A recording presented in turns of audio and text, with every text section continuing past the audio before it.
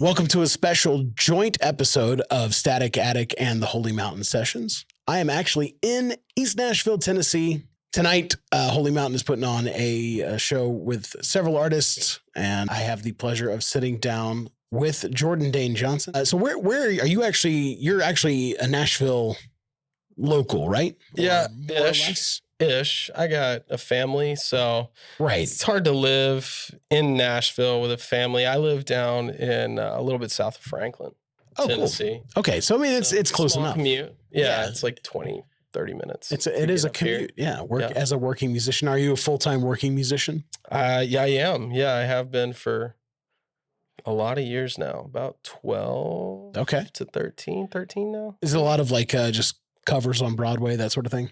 Or no. Are you like graduated out of that? I do none of that. No, it's kind of its own thing, the whole Broadway thing. I was actually in a vocal group for years and years and years. Really? In the Christian music space. Cool. Yeah, like a 5-guy vocal group called Veritas. So we traveled all over for many years doing the thing in churches all over the place, man.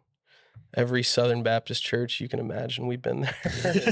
and then some other ones too, man. Some Seventh-day Adventists, if you will. We've been all right. All the non-denoms, whatever. We did the thing, man. Road warriors. We used to do 150, 160 shows a year. Wow. Yeah. All right. 3 a week, huh? Yeah. That's intense. That's intense traveling. Well, you're here doing some original music tonight. Yeah. This is Veritas. We're kind of winding it down. We're still doing shows here and there, but everybody's most of them are retired from music in general. And I was like, well, I'm going to keep going and I kind of always planned on eventually stepping out and doing my own thing. Yeah. And so I'm kind of in the country pop rock lane. Yeah. Is where I'm headed as Jordan Dane Johnson. Yeah. Doing my own thing. So, well, we actually, we recorded a couple of songs real quick, just did a little quick session with your bandmates, Todd and Brandon. Yeah. Let's actually jump straight into some music. Okay. What's this first one called? The first one we recorded today was Cowboys Do.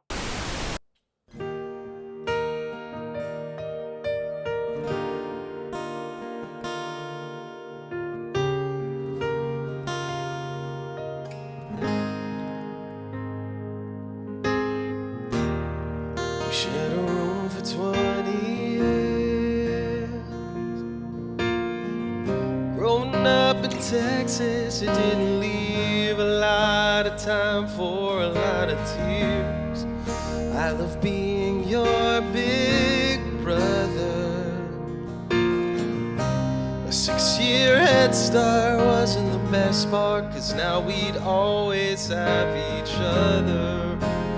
Mama always said, keep an eye on your brother, and you know I always did.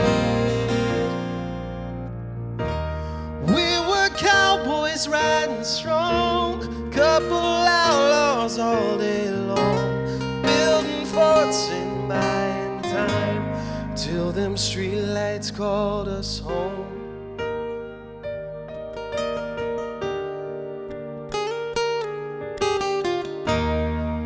Waking up that summer day, loaded up and hit the road. Who'd have thought that everything would change? Smelled the smoke and saw your face. And all that mattered in that moment was to save you from those flames. Mama always said, keep an eye on your brother, and you know I always did. We were cowboys riding strong, couple outlaws all day long, building forts and buying time, till them streetlights called us home. Football games and raising kids, living hard with country grit, chasing dreams, just me and you. That's what little cowboys do.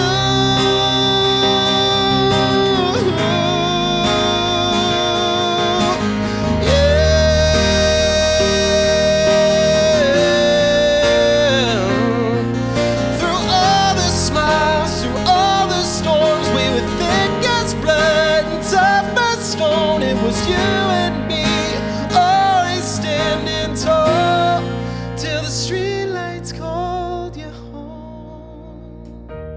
We were cowboys riding strong, couple outlaws all day long, building forts and buying time, till them streetlights called us home.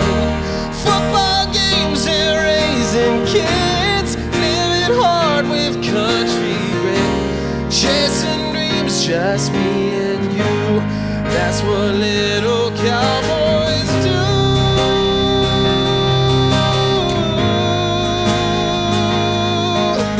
Yeah, that's what cowboys do. Till the streetlights called you home.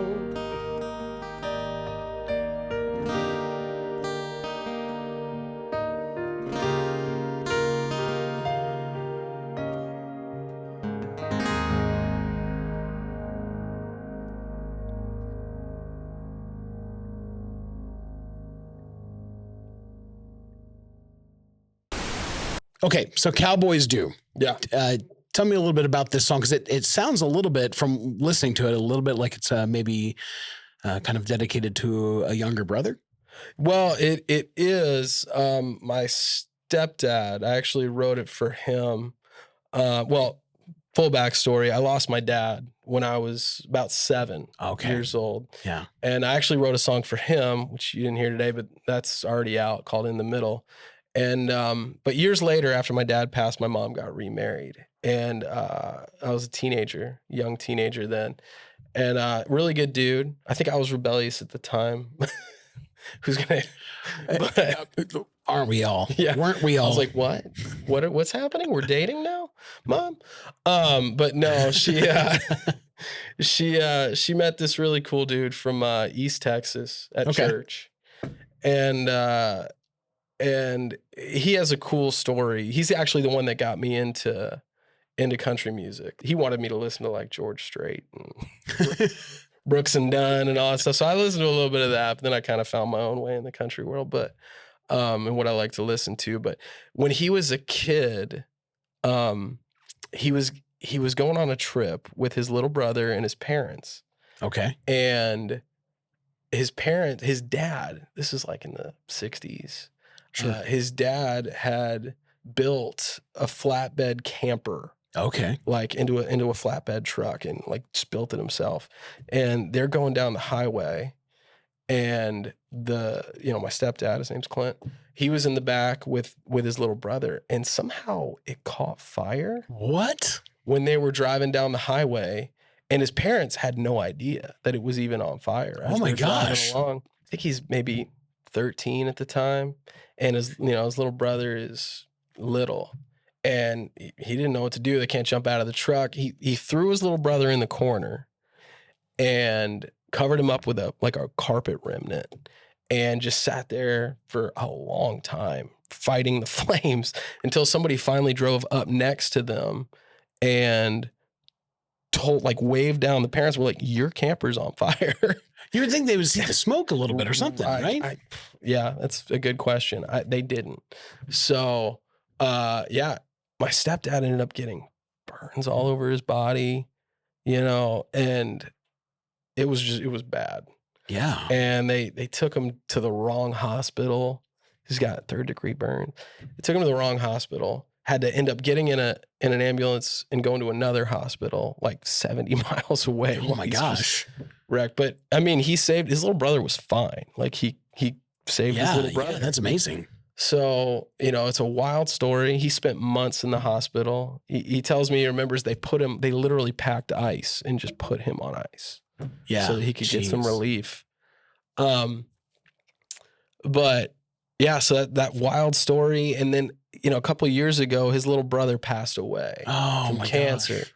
And I was writing this album, and I was like, I want to write something for you, for Pat. That was his brother's name. I want to write something for Pat.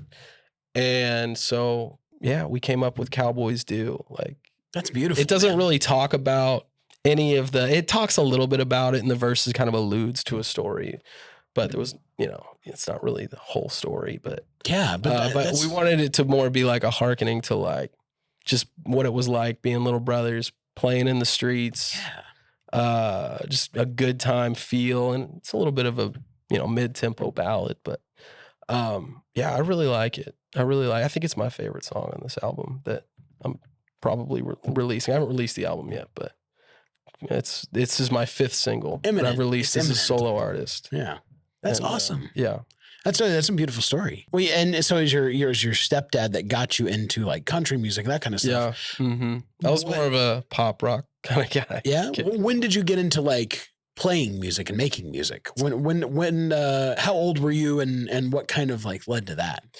Well, I've always been into music. I come from a super musical family. Sure. My uncle started a Christian group back in the 60s, early 70s. What were they called? It was called Truth. Okay. And he was the first guy to bring drums into churches. It was kind of a rotating door group where he would find college kids that were good singers, put them in the group, pay them $30 a week, and get on the bus and go to different churches. That's cool. Yeah.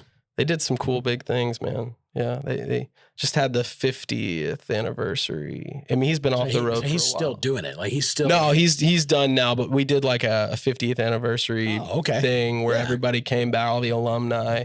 Bunch of alumni in mainstream music today actually were in Truth over the years because it was a rotating door group. Like a couple people be in for a few years and then go do the next thing and then bring in new people. It was cool too because they had horn section and all that stuff. Like love a horn section. Yeah. Love a horn section. It was think like Chicago, but Christian music. And then you got like 4 guys, 4 girls, sometimes 3 guys, 3 girls doing a full vocal line kind of thing. So, I grew up in church, grew up doing, worship music with lead worship and all that stuff. That's at a young age, and go to school to pursue music. And so and then I ended up singing in Truth before it went off the road. That's awesome. Yeah, that's cool. So that into Veritas into this. Yeah. So the background is there in the family. What was like the first instrument you were playing? Bass, actually. Yeah. That was the first instrument I got. Bass guitar, and then I switched a little bit to acoustic. Kind of honed in on just as a vocalist, though. Yeah, pretty much. When did that shift kind of happen? Into vocal? I mean, I always knew that singing is what I wanted to do ever since I was a little kid. Grew up watching those guys in Truth with, like Russ Lee from was a New Song. Are you familiar with New Song? Yeah, familiar with New Song. Like he went through Truth into New Song, and like I watched these incredible vocalists, and I was like, I got to figure out how to do that. That's cool. So I did it. I got to do the Truth thing and the Veritas thing after that, which that was 12 years on the road, and then this is Act 3, I guess. That's awesome. They say there are seasons. Well, with going into Act 3, branching more into writing your own. Yeah. Didn't write a ton with Veritas. What was that transition like for you from going into singing music and songs written by others to writing songs of your own that come from your own lived experience, your own, Yeah. It's super fun. I try to live, I'm so ADHD, man. I try to live in a state of right all the time. Like if something comes to me, whip out the iPhone, notes, write it down, start with a good title is what I've learned, or a good hook, and then start with the hook. And then work your way back. I really like being able to tell stories in music. That's what I like about country music too, is there's a lot of storytelling in country music, and that's kind of what I want to do. And I think I've done that on a few of these songs that are out already. Like In the Middle, that one talks about my dad. Cowboys, obviously, is a big story. And then you'll hear another song that we recorded today, Wild. That's a cool story. Well, actually, why don't we go straight into Wild? Let's play that one next. Sure, hit it.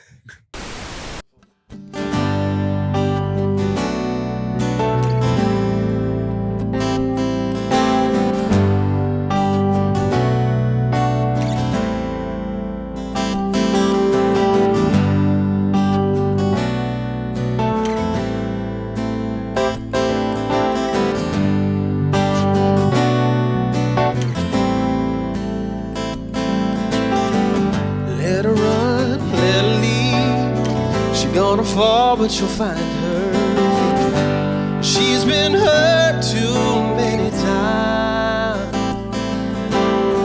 Her head is hard, but her heart is soft.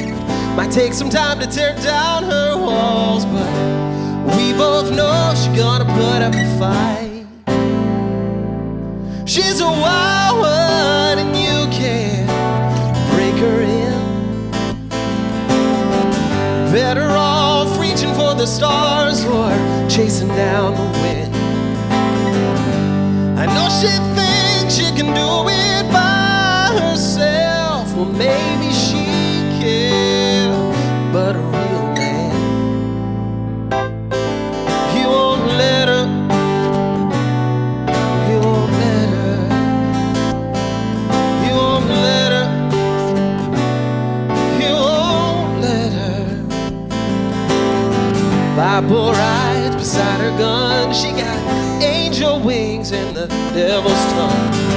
But you don't cross that kind of girl. If she's fast, you just take it slow. Hold her tight, gotta let her know that this time round she ain't gotta run. She's a wild one and you can't break her in. Better off reaching for the stars or chasing down the wind. I know she thinks she can do it by herself, or maybe she can, but a real man, he won't let her. He won't let her. He won't let her. He won't let her.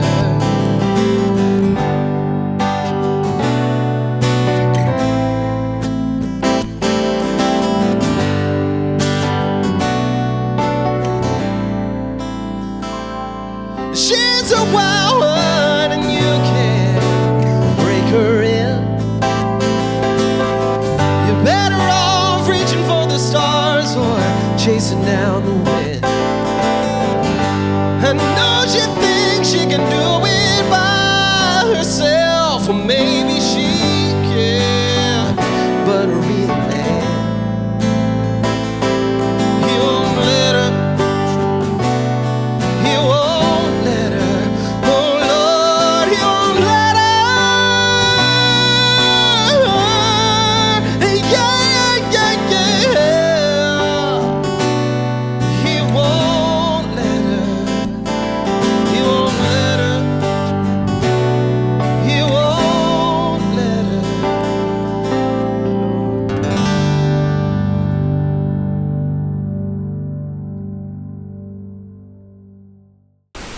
Tell me a little bit about that song.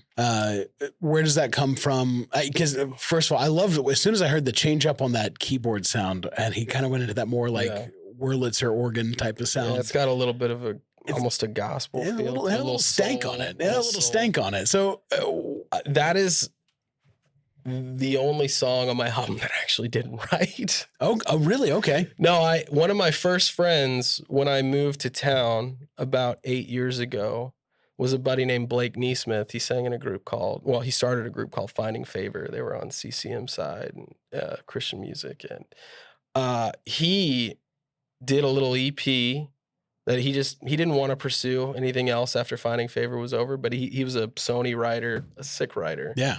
And he shared that song with me, and I was like, and I think he wrote it with Zach Williams.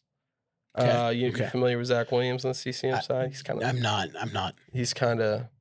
He's carving a path. He's been killing it for the past few years, but they actually wrote that together, and I was like, hey, since you're not doing much with that tune, you're just kind of putting it out there. Can I buy that? I can have that. Yeah. He was like, go for it. I was like, sweet. So, That's cool. Yeah, I remember he played it for me in the car. We had just been done playing golf, and he was like, now, do you know what that song's about? Can you tell from listening? Like, I was like, not on first listen, man. He's like, it's about a horse. I was like, oh, Okay. It's all making sense. I freaking love that song, dude. So, yeah. A couple months later, I was like, I can have that one. So he was gracious enough to let me cut it. So it's a great song. You know? Well, so on the first listen, you couldn't tell it was about a horse. So what about the song resonated with you? Man, I just thought it was a jam, dude. I didn't think too much about the lyrics. I mean, I liked the lyrics. I just liked the melody and the hooks in it, and I liked the wild, obviously, the wild aspect of it. It's just one word and real short. I liked it. Wild. She's a wild one, because it's making it sound like it's a girl, right? But it's a, it's a horse, so it's awesome. All right, yeah. Well, horse boys, one and all. Horse boys, cowboys. Tell me a little bit about what's next. Got one song left to wrap up on the album. Yeah. So I got to finish that one, get in the studio and do that. In a few months, I've got. This summer, I've got some festivals coming up, which I'm looking forward to playing. One will be with Cole Swindell, opening up for Cole Swindell. Yeah. So I'm looking forward to that one. He's a really good dude and a believer as well. So, nice. And So. I actually, that reminded me of something I want to ask you about real quick is, so you're here today to play a show with my friends in Holy Mountain. Mm-hmm. What about? Because I believe they said that did you reach out initially or make first contact, or? I believe my cousin did. He's kind of doing some road manager. He plays bass for me. He was like, "Hey, I found this thing. You want to do it?" I was like, "Sure." Yeah. What about it appealed to you about what they're doing? Yeah, I thought it was cool. I like that, there's Christian guys behind it, but it was more of we're not overtly doing Christian things. We're Christians doing art. Yeah. You know what I'm saying? And it doesn't have to be a worship show or it's just us doing our everyday thing. I think Christians need more entertainment than just Christian things all the time. Yeah, I'm gonna look. I grew up on a lot of CCM music, and a lot of it I just don't like. Not to rip on them, but no, not to rip on them, but to rip on them a little bit. Like, have you ever watched a Christian movie? They're bad. They're like terrible. They can generally be not that great. Yeah. So I think when I talk to Brandon and Thomas and JD about what they're doing, that is kind of one of the things that appealed to me and why I said, hey, I want to get involved. I want to, help you do some podcast stuff, interviews and things like that. Yeah. Because Christians need to be making more art that's not, don't need to pigeonhole it as like, we're marketing this to Christians. Like then at that point, it's like, it's just a marketing thing and it's not art anymore, Mm-hmm. So. Yeah, I hear that. I mean, it's interesting you say that about the CCM thing. 'Cause like, I felt myself kind of torn. Like, do I want to be in that lane or do I want to go a different direction? Sure. And, I kind of prayed about it, tossed and turned. And I just kind of felt like I'd rather be a Christian guy, in a different lane and not in CCM. It sounds to me like that's kind of what they're doing. Yeah. Which was cool. It was interesting. I mean, we'll find out tonight after the show's over. Oh yeah. Well, it's already it's shaping up, I think, to be a really good night. So the lineup's really cool, and it's a cool room. The turnout so far, the number of tickets that have been sold were it was a pleasant surprise that it was like actually there's gonna be people here. Sick. So, well, my kids will be here. So hey, all right. We bought tickets. So. That's awesome. Yeah. They're kind of little, but we'll see. Hey, get them started early. Get them started early. Like, I mean, for me, music was an early exposure kind of thing, going to like family reunions, and my grandfather and his brothers would play music, and my mother played guitar, and my dad listened to a lot of music that my mom hated, and it's there's guitars and on all sides of my family, and I played trumpet, and it's just like kind of getting. Yeah, I was exposed to it too. Family thing, man. That's how it always was. It's always become a thing for me, and in that regard. Like it gets into your blood. Yeah. Love it. That's so Cool. cool, man. Well, Jordan. Good to meet you, bud. Yeah. Nice to meet you. Yeah. Thanks for doing this.